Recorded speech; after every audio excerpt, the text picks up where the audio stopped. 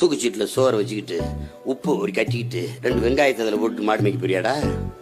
CCTV கேமராடா, சுத்தி fence வேலி, அங்க புல்லு 25 ஏக்கர் 100 ஏக்கருக்கு 10 ஏக்கர் 15 ஏக்கர்ல குளம் வெட்டிட்டு என் ஆளா அவன் பாடு மேய்ஞ்சி தெரியுவான்.